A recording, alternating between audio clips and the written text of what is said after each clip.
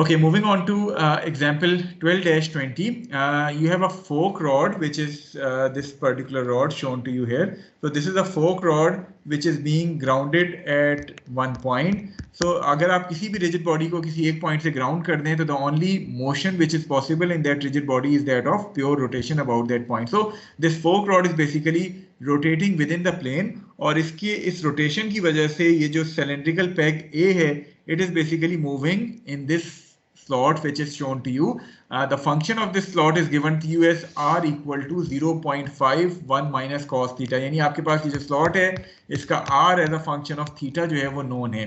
तो अब हम थोड़ा सा स्टेटमेंट देखते हैं. Due to the rotation of this fork rod, the cylindrical peg A travels along the slotted path, a portion of which is in the shape of a cardioid, for which r is given to you as a function of theta to be equal to 0.51 minus cos of theta, where theta is in radians.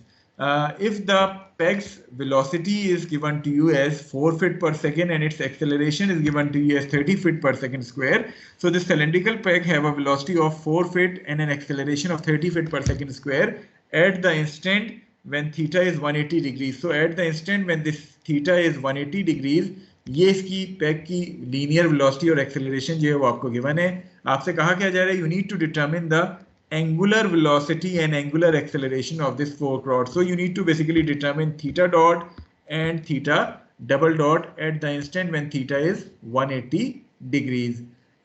Figure और question हर एक को clear है या किसी को question के हवाले से कोई सवाल, कोई query, कोई doubt? Okay, so this belongs to the second set of problem in which r is given to us as a function of theta rather than as a function of time. तो अब इस case में हम करेंगे क्या कि हमें r as a function of theta के तौर पे known है, which is 0.51 minus cos theta. So r as a function of theta is known to us, which is 0.51 minus cos of theta.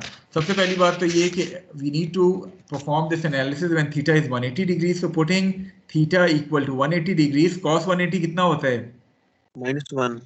-1. So 1 minus -1 वो 2 हो जाएगा. 2 into 0.5 will give you the value of r to be equal to 1 foot at theta equal to 180 degrees. Okay, r तो आसान था. Now in order to calculate r dot basically क्या होता है? r dot होता है dr by dt. जिस तरह कल बात हुई थी कि जब भी हम डॉट की बात करते हैं, dot represents the first derivative with respect to time. So r dot is basically dr by dt. But since हमारे पास r is defined to us as a function of theta, so we cannot directly find dr by dt. Rather, we are going to use chain rule in order to find dr by d theta into d theta by dt. तो हम इस chain rule का इस्तेमाल करते हुए dr by dt जो है वो determine करेंगे, since r is given to us as a function of theta rather than the function of time. So अगर मैं dr by d theta की बात करूं, so 0.51 minus cos theta, इसका derivative with respect to theta क्या होगा?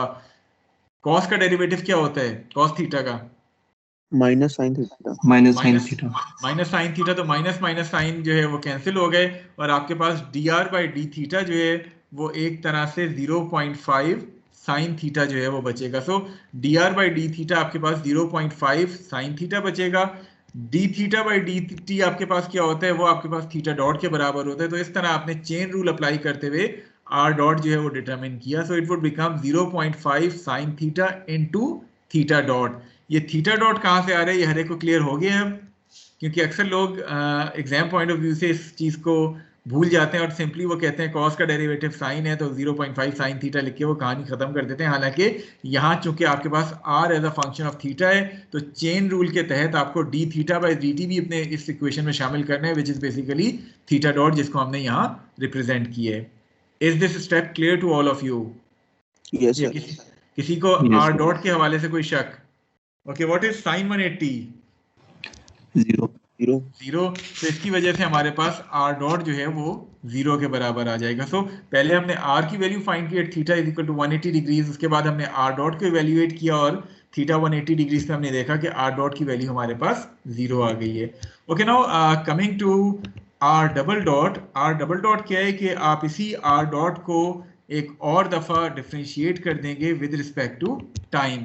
सो आपके पास r डबल डॉट क्या हो जाएगा, अब आपके पास r डबल डॉट होगा एक तरह से d/dt 0.5 sign theta into theta dot. ये आपने इसका डेरिवेटिव लेना है विद रिस्पेक्ट टू टाइम।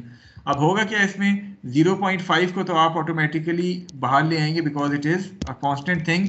सो आपके पास sine theta and theta dot ये भी विद रिस्पेक्ट टू टाइम जो है वो चेंज हो रहे हैं, थीटा डॉट भी with respect to time change हो रहा है।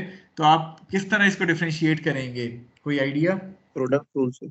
आप प्रोडक्ट रूल लगाएंगे। वो प्रोडक्ट रूल क्या कहते हैं कि एक दफा आप थीटा डॉट को अगर कांस्टेंट रखें तो इसका डेरिवेटिव लेंगे, फिर दूसरी दफा इसको कांस्टेंट रख के थीटा डॉट का डेरिवेटिव लेंगे। सो बेसिकली आप प्रोडक्ट रूल जो है वो अप्लाई कर रहे हैं for finding r double dot. वो प्रोडक्ट रूल फाइंड करने के लिए एक दफा दोबारा देख लें हम कर क्या रहे हैं कि चूंकि हमने इस चीज को डिफरेंशिएट करना है, ये 0.5 तो कांस्टेंट था, ये बाहर आ गया। आपने पहले थीटा डॉट को कांस्टेंट रखा। अब इस चीज को देखें, अगर आप साइन थीटा और थीटा डॉट को डिफरेंशिएट कर रहे हैं, पहले आपने थीटा डॉट को कांस्टेंट रखा। साइन का डेरिवेटिव क्या होता है, it is basically cos theta into theta dot. वही चेन रूल आपने इस्तेमाल कर लिया। तो आपकी पहली टर्म ये कंप्लीट हो गई।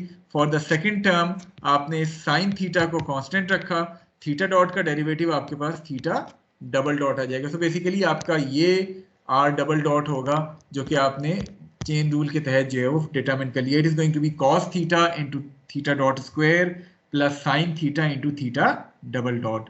Is it clear to all of you, या किसी को कोई डाउट इस हवाले से? क्लियर है?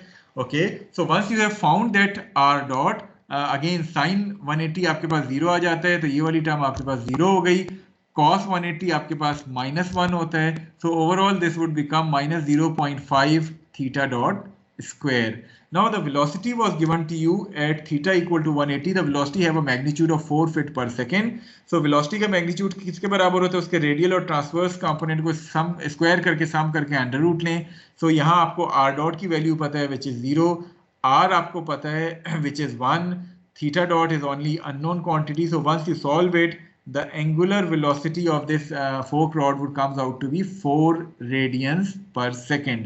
Similarly, at the same instant, acceleration was given to you as 30 feet per second square.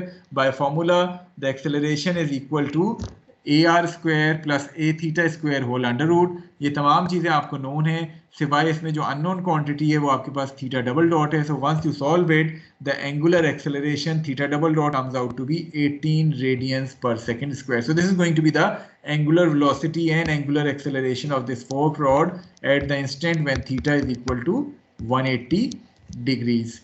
Is it clear to all of you? कोई doubt किसी का, कोई क्वेश्चन जो आप पूछना चाहें?